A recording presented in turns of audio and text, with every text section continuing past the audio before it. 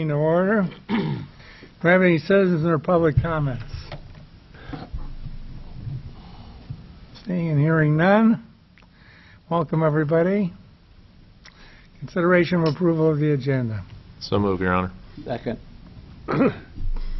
Clerk, call the roll. Starr. Aye. Yeager. Aye. Friesman. Aye. Hammond. Aye. Malero. Aye. The agenda is approved as submitted. Consideration of approval of the minutes of the October 17 and November 2 meetings. Discussion. So moved, Your Honor. Second. Clerk will call the roll. Yeager. Aye. Friesman. Aye. Hammond. Aye. Malero. Aye. Starr. Aye. The minutes of the October 17 and November 2 meetings are approved. Consideration of approval of the consent calendar.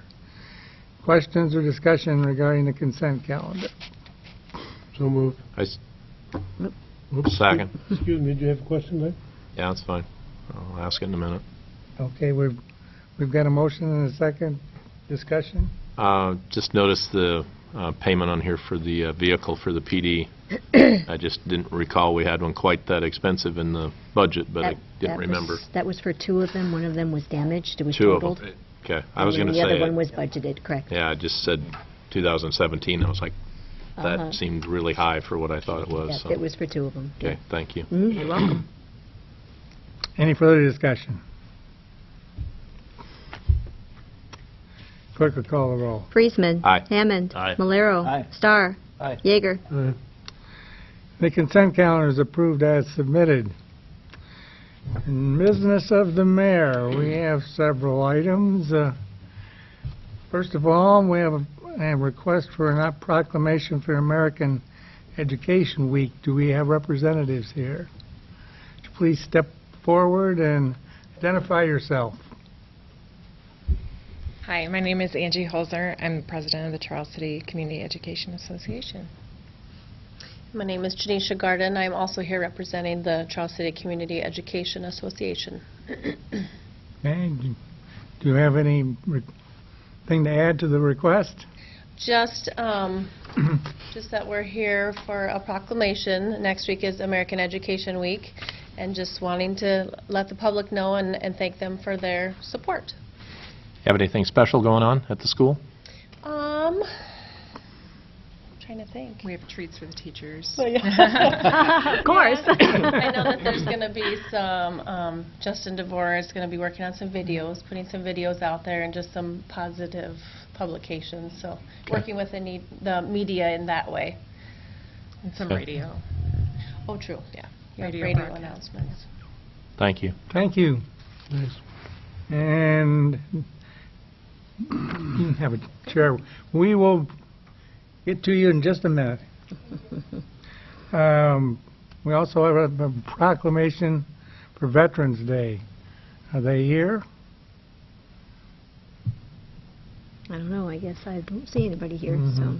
Well, I had a conversation with them. I know they intend to have a ceremony on the 11th of November, which of course is Veterans Day, and I'm going to be out of town that day, which means the Mayor Pro Tem would be first up to, I don't have any specifics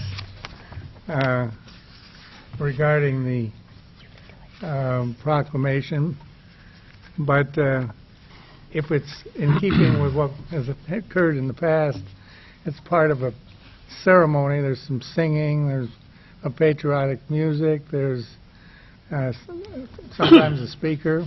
I don't have to sing, do I? Oh, please I no. hope not. That's what I was afraid I'm of. thinking that you may just read the proclamation, Jerry. We'll see. Anyhow, I would bring that to everybody's attention. Any discussion regarding that? I'll so move for both proclamations, Your Honor. Second. Okay. Clerk will call the roll. Hammond. Aye. Malero. Aye. Starr. Aye. Yeager. Aye. Friesman. Aye. Okay, the proclamations are approved. And I will come down.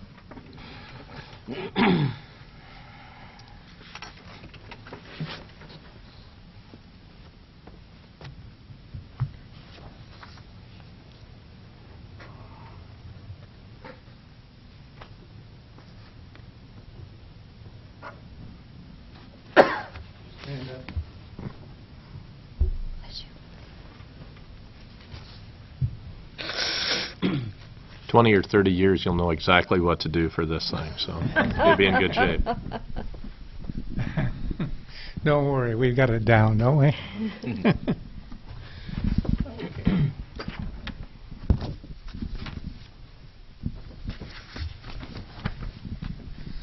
Whereas public schools are the backbone of our democracy, providing young people with the tools they'll need to maintain our nation's precious values of freedom, civility, and equality. And whereas by equipping young Americans with both practical skills and broader intellectual abilities, schools give them hope for and access to a productive future. And whereas education employees, be they custodians or teachers, bus drivers or librarians, work tirelessly to serve our children and communities with care and professionalism. And whereas schools are community linchpins, bringing together adults and children, educators and volunteers, business leaders and elected officials in a common enterprise. Now therefore, I, James A. Erb, Mayor of Charles City, Iowa, do hereby proclaim November 13 to November 19, 2016 as Education Week in Charles City. And I would have to say that education becomes even more central to our public discussions as we all recognize the value of the education you're providing.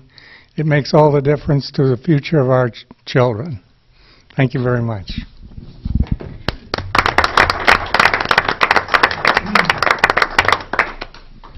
While I'm out here, I will read this. It's being taped, and so I think the public should at least know what's in this proclamation.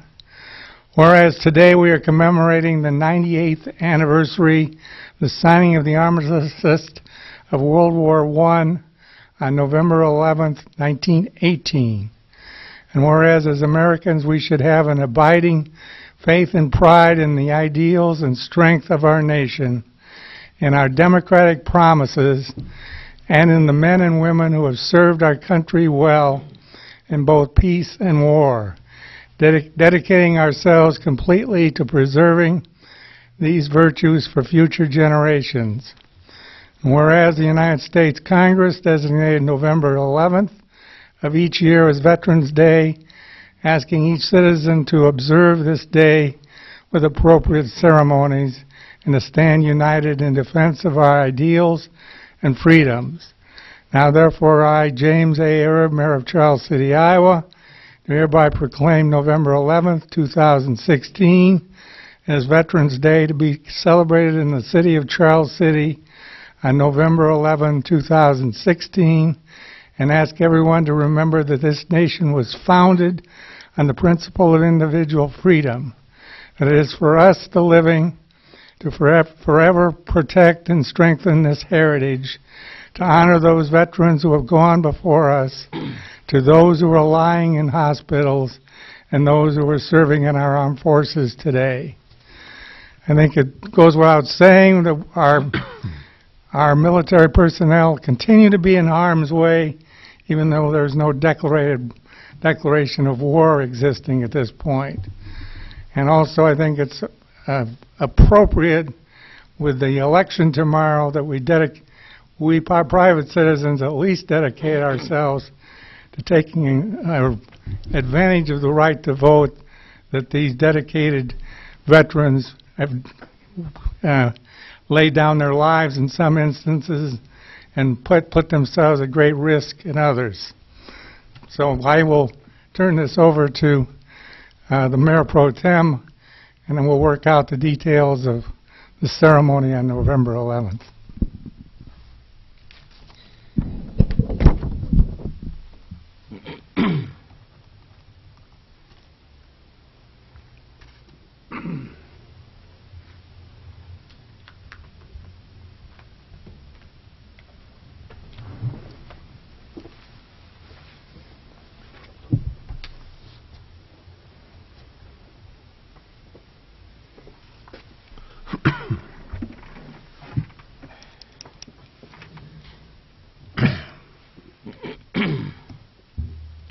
Next, I have a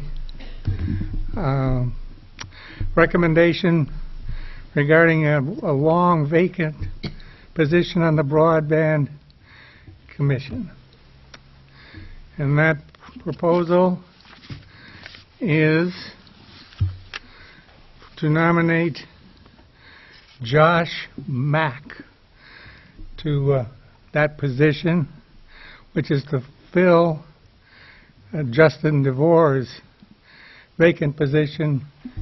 He, of course, has developed a conflict of interest when he became an employee of the school system. So Mr. Mack is the Chief Information Officer at NIAC.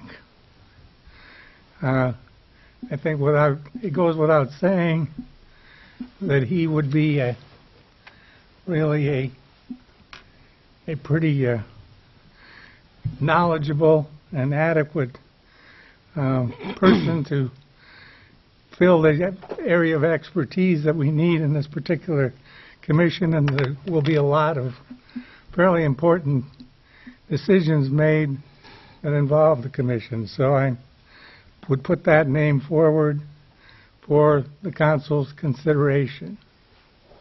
I would so move, Your Honor. Second.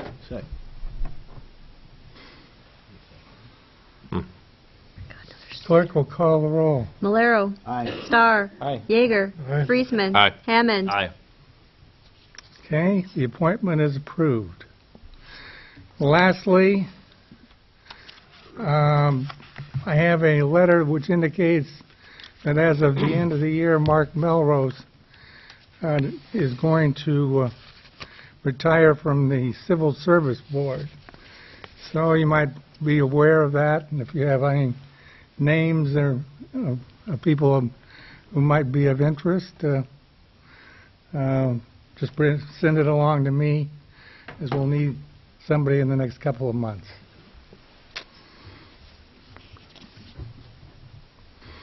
Next, consideration of the first reading of ordinance 1097, amending Section G, variations and exceptions of Section 3 of the subdivision ordinance of the City of Charles City, Iowa, by providing exception from subdivision requirements for the conveyance of a parcel to an adjoining owner for expansion of the owner's adjoining parcel.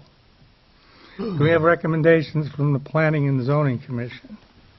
Yes. Well, Mr. Rayholzer, he's in the process of splitting a parcel of property into 3 separate parcels. The 2 parcels would go to adjoining property owners. He convey those to adjoining abutting property owners. The 3rd parcel he would retain ownership of. Now, when property is subdivided like this in the city, it needs to comply with our subdivision ordinance, and at this time, our subdivision ordinance does not speak in subdividing property by plats of survey. Subdividing is regulated by the platting process, and that's the preparation of preliminary and final plats and the supporting documentation that goes with them. Now, Ralph has drafted an ordinance amending Section G of Section 3 of the subdivision ordinance, and that will allow the City Council, upon recommendation from the Planning and Zoning Commission, to waive the platting requirements of the subdivision ordinance when a plat of survey is used to create a parcel, when the purpose is only to convey that to an adjoining property owner and there's no further development expected. Now, the waiver will require a restriction placed on the deed that the new parcel being created, as well as the parcel that is existing that is being conveyed to, both those deeds will have a restriction that will not allow either parcel to be transferred or sold off from one another. That way, the restriction is there so we don't end up with a parcel landlocked, basically, surrounded completely by other property without any access to it by right-of-way. Now, Planning and Zoning Commission We did discuss this ordinance amendment with them tonight at their meeting, and they have forwarded a recommendation to the council recommending approving the amendment. So in order to accommodate the property owners as well as the neighboring property owner, their time schedule, we're asking the city council to consider the first reading of the ordinance tonight. And if I can just briefly add to that, I think John did a good job of covering this, but the purpose of this ordinance is basically twofold. One is right now in situations like this, the property owner would be required to go through the entire subdivision process, which can be time-consuming and expensive. And in a situation where they're simply conveying to an adjoining property owner, we didn't feel that that was necessary. And then two, the deed restriction would be there to deal with potential situations where a parcel would be landlocked, so that we wouldn't run into a future situation where it potentially would be transferred to a third party and you'd have the issue of a landlocked parcel. Any questions and discussion? I was also at that meeting, and there were some questions regarding this amendment insofar as the requirement of having the requirements to where it would be placed on the two different deeds. You know, the question of someone that already owns land having to go in and have a requirement put on their deed, you know, as a result of this, and that, you know, you could do the same thing as far as allowing access to a landlocked piece of land through some kind of a easement or something like that. So there were some questions regarding this. But, well, on that, you know, this is in the city in a separate parcel, could be developed into something else. And, you know, like in the country, an easement would work fine, I think, for like a farmer, but I don't think we want to have, say, like an apartment building could be built on it, maybe. If it's Wouldn't zoned that have to be correctly. dealt with at that time as far as the planning through that process then? Yeah, because we wouldn't want to have, you know, the public using just a private easement. But with this amendment, the restriction is only there until the another time when the parcel complies with the subdivision ordinance. So if they do more development, then that would require some other type of subdividing, or they'd be in compliance. Right, but if it would never be subdivided and they'd want to just sell it, they can't sell it. I think that was part of the question that was raised. That's correct, yeah, because So, because it's already going to have its own separate abstract and deed, and the requirement that, you know, now you're going to kind of landlock someone that owns land. I'm just bringing up the points that were talked about at that meeting, and the Planning and Zoning Commission just kind of kicked the can on down the road to the council, so.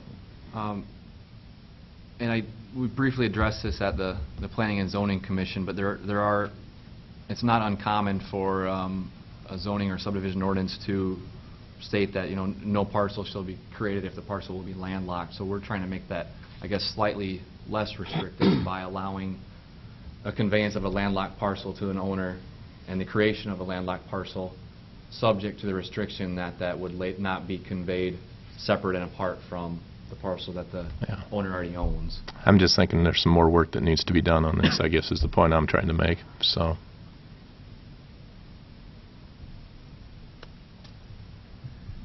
But not to the exclusion of proceeding with No. the first reading.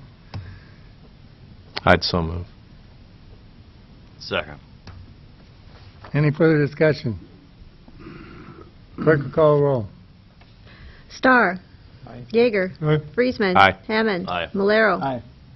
And first reading is approved. We'll have the first reading. An ordinance amending Section G, variations and exceptions of Section 3 of the subdivision ordinance of the City of Charles City, Iowa, by providing exception from subdivision requirements for the conveyance of a parcel to an adjoining owner for expansion of the owner's adjoining parcel. Thank you. Consideration of Resolution 82-16, setting public hearing for Ordinance 1097. Discussion. well, amendments to the subdivision ordinance, they do require a public hearing in front of the council. So we'd recommend setting November 21st, your next council meeting, as the public hearing. and authorizing the clerk to publish the notice. Questions or discussion? So move. Second. Clerk will call the roll. Yeager. Aye. Friesman. Aye. Hammond. Aye. Malero. Aye. Starr. Aye. Resolution 82-16 is approved. Consideration of Resolution 83-16, setting public hearing for 2017 Housing Rehab Grant. Discussion. Basically, as we've talked about before, we're going to be applying for a state CDBG grant to assist with owner-occupied housing rehabilitation. And that's basically where we can get funds through the state, initially through HUD, to go in and help bring people's homes up to date that might be insufficient in anything from poor windows to needing a new roof, electrical upgrades, and whatnot. So we've had several successful grant applications in the past. I think we've done about 5 of them. We've improved about 45 homes over the course of those grants, that's my understanding. And so this would be the next phase, our next application. And to make application, we need to have a public hearing in order to do so. So tonight we're looking to set that public hearing for the November 21st council meeting. Discussion. Do we know how many dollars are potentially available, Steve? Overall, I don't know how many are available in this round. I mean, each year gets more and more competitive, and so there's fewer and fewer dollars available. You can apply for the housing grant. Rehab will do up to almost $25,000, $24,999, and I think we typically try and do 10 to 11 homes, and there's some additional admins fee and whatnot you can put on there. So. It'll be in the $250,000 range of what we'd be applying for. There's some owner investment in that as well, right? On Yep. top of the grants, they have to have certain contribution of their own to... Yeah, you have to income qualify, and then Right. based on that, there's an amount that the owner has to put in, and at some point, If its repairs are above the $24,999, then the owner has to come in to meet the difference. Otherwise, there's no real financial thing to bring to the table outside of the 5-year 5-year grant. Do they have to pay back if they were to sell it or move prior to the 5 years? It's a good program. It's done a lot Very of good. good in town. I'd so move. Second. Clerk will call the roll. Friesman. Aye. Hammond. Aye. Malero. Aye. Starr. Aye. Yeager. Aye. Okay, Resolution 83-16 is approved. Consideration of motion approving flood insurance for South Cedar Terrace. Discussion. basically our South Cedar Terrace housing is under a requirement, federal requirement to have flood insurance, and it's something we haven't had down there before. And so we're in the process of identifying homes that are in the 100-year floodplain, and you see a map attached in your attachments there, and you'll see some that are circled that we're looking to ensure that those are out of the 100-year floodplain. But those ones to the northeast of that are all buildings that are within the floodplain, and for the housing department or the city to qualify for any type of disaster funding, if something were to happen to the buildings, we need to have flood insurance. So we've talked to Bob about getting some quotes for insurance, and he'll cover that right now for us. Yes, Bob Ingram with Sisson and Associates to discuss the flood coverage for the Cedar Terrace South. In your packet you have a quote from the Natural Catastrophe Insurance Program underwritten by Lloyd's of London. What we did is, this is a true flood policy, and you say, well, does it differ from the standard flood insurance policy? No, it does not. This company, Natural Catastrophe Insurance, what they do is they'll write a flood policy as long as you're not sitting right on the river. So what we had to do to get approval for this is I had to have John Fallis do an elevation at one of the locations, one of these buildings, to show the company just how high these structures are. And the company accepted that and had no problem with it. So the long and short of it is, with the amount of coverage that we have replacement cost coverage on the main office building of $350,000, $75,000 on personal property in the office, $220,000 on the other remaining 7 buildings with no personal property. This program, in talking with Steve Deers, we decided to try and get as high a deductible as we could to offset costs. So we went with a $25,000 per building deductible and $25,000 on the contents deductible. So the annual premium with this company is $6,710.95. I also had Tom Sisson quote the standard flood insurance, which is the FEMA program, and as you can see in your packet, the same program with the same coverages, that premium would be $15,440 a year. Questions? John, how close did these buildings come to being out of the floodplain? Pardon? Well, I don't have those notes in front of me, but they were out. I just don't have the... So if they're out of the floodplain, why are we insuring them? No, I mean, they're above the